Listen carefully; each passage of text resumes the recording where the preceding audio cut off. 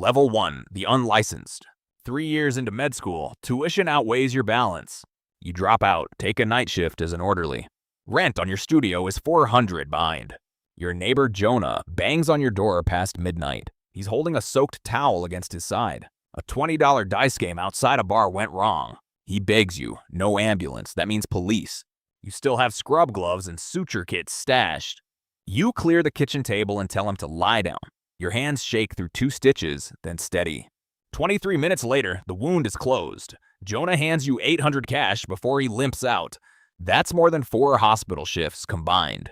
You tell yourself it's a one-time favor, nothing more.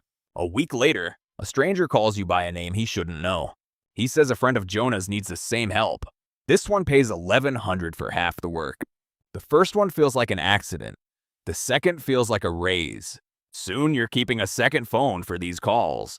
A woman named Raina Cole is booking the jobs. She tells you Jonah's friend was a test. You passed. Then Raina introduces you to a man who did this before. His name is Dr. Adrian Voss, 71, hands still steady. Voss calls your technique hospital clean and useless down here. He teaches a hand-tied suture no classroom ever taught. Clients start calling it the Voss knot before you do. Voss warns you, never ask how a patient got hurt. You ask anyway, every time. He calls it your second look. Down here, he says. The story's not your business. The wound is. Eventually, you quit the hospital the night one job outpays a week. By your 10th off-book job, nobody asks your real name. They just say, find the kid with the clean knot. Level 2, the courier's doctor. Word moves through the docks faster than ads ever could. Couriers who can't explain a wound start asking for you. Raina rotates your jobs through a different spot every time. One week, it's the back room of a bar, the tide line. The next, it's a fishing boat tied at slip 6. You learn to set up a sterile field in 4 minutes. A courier named Petra comes in with a slashed forearm. She flinches near the joint more than the cut explains. You ask if something's wrong. Not your business, she says. You stitch the joint gently. She lets you, this time. Raina calls that the difference between a stitcher and a doctor. Reputation here isn't a name. It's a scar that healed right. By job 30, Raina stops asking if you're free. You buy a real black bag instead of a gym duffel. Voss visits twice a month, checks your knots, corrects nothing. That's either very good, he says, or very worrying. One night sirens close in 2 streets over mid-stitch. Your hands don't stop, only your breathing changes. The sirens pass. Raina calls that your first real test. A man in a tailored suit starts watching your drop points. He never speaks. He just takes notes on his phone. Raina recognizes him and goes pale like never before. His name is Marcus Teague. Everyone on the docks owes him. He runs every off-book doctor on the harbor. Soon a courier says Teague's asking about the kid with the clean knot. You've done 43 off-book jobs by the time he notices. Then Teague approaches you himself, no bodyguards, no warning. He doesn't threaten you, he offers 6 figures a year. In exchange, you work only through him. No more freelance jobs. He mentions, casually, Jonah and the kitchen table. He knows things only Raina should have known. That's when you realize Raina's worked for him from the start. You ask why she never told you. You'd never have started, she says. You take the deal anyway. Turning it down was never an option. Level 3, the concierge's surgeon. Teague moves your operation into a shipping container under the harbor. Dock workers call the hidden ward the dry dock. The name sticks. It has real equipment now. Anesthesia setup, proper lighting. Clients don't just show up anymore. They book a time slot. Teague runs it like a clinic for people banned everywhere else. In the dry dock, money doesn't buy silence, it buys a time slot. Your fee triples inside your first month at the dry dock. You sign your work concierge surgery, on Teague's ledger only. A client comes in gagged for privacy, standard now, no name. You're told only what you need to treat him, nothing else. Weeks later, a courier tells you who that client is. He caused a shooting you read about outside a corner store. 3 bystanders were hurt. One of them was a child. You go quiet for the rest of the week. Teague notices. The wound is the job, he tells you. The person never is. You ask if he ever worries what he's running down here. Worrying's a luxury, he says. One you can't afford yet. Voss warns you the second look will get you killed eventually. You keep doing it anyway, quietly, every client. One booking comes in, flagged urgent, cash triple the rate. Halfway through, you hear boots on the roof above you. Raina's voice crackles in. Harbor Authority doing a sweep. You finish the last stitch in silence, lights off, breath held. Footsteps stop above the hatch for 11 straight seconds. Then they move on toward a warehouse 2 docks over. Nobody speaks until the patient's gone and the container's sealed. Raina calls that the 3rd close call at the dry dock this year. Teague upgrades the entry codes that same night. New schedule too. The dry dock now runs 19 booked slots a week. Clients call you only the concierge's surgeon, never by name. Voss hears the title and laughs for the first time in months. That's exactly what happened to him, he says, 30 years back. You ask what happened to the surgeon before him. He changes the subject.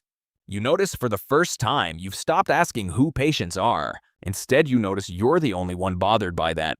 The second look hasn't disappeared. It's just gotten quieter. Level 4, the Cartel's physician. 6 months in, Teague brings an offer from outside Port Solace. A coastal cartel wants a permanent physician on retainer. No doctors ever survived saying no to this, Teague says. The retainer is $12,000 a month, called or not. In exchange, you're on call for them above every client. Cartels don't hire doctors, they adopt them. Your first cartel client arrives with 2 armed men in the doorway. They don't leave the room the entire time you work. You stop noticing the holsters by the 3rd visit. That scares you more. Jonah calls for the first time in over a year, just to talk. You let it go to voicemail. You can't explain you're weak. Your mother's birthday passes uncalled. You notice 3 days late. Voss says that's normal. He hasn't spoken to his family in a decade. Raina starts handling cartel logistics personally, no delegating. That makes her the one who knows every client's name and address. Teague calls that irreplaceable. You call it a target on her back. One client demands a procedure at his compound 2 hours out. Raina insists on coming to vouch for you at the gate. Security holds her separately the entire time you work. When you finish, she's gone. Nobody will say where. You refuse to leave until someone brings her back. 10 minutes later, they do. Shaken, unhurt, silent about it. Teague calls it a misunderstanding between his people and the clients. You tell him, it happens again, you're done, cartel money or not. That's not your decision anymore, he tells you. That night, you realize your name's on nothing in your own life. No lease, no bank account, no phone plan. Teague's people run it all. You ask Voss if it was like this for him too. It gets easier, he says, once you stop noticing what you gave up. That's not the same as easier, you tell him. He doesn't disagree. He just doesn't have a better answer. A second cartel figure requests you directly by reputation alone. Word of the Voss knot has reached people you've never met. Teague isn't pleased his surgeon has a name outside his network. He reminds you whose name is on your retainer. You remind him you're the one holding the scalpel. It's the first time you've ever said anything back to him. Neither of you mentions it again. Something between you has changed. Level 5, the ghost surgeon. Within a year, you stop existing on paper at all. No lease, no license, no bank account, no utility bill. Raina calls you a ghost with a scalpel. The name spreads. Your clients now include magazine covers, not just watch lists. A city councilman is the first name-brand client Teague books you. You operate in a room barely big enough to stand in. The bigger the name, the smaller the room they hide you in. A shipping tycoon's physician calls you in. His own staff can't be trusted. You work by one lamp in a locked walk-in closet. Nobody waits outside if something goes wrong. That never changes. You've learned to work completely alone. No one to call. A bodyguard mentions offhand how his boss really got hurt.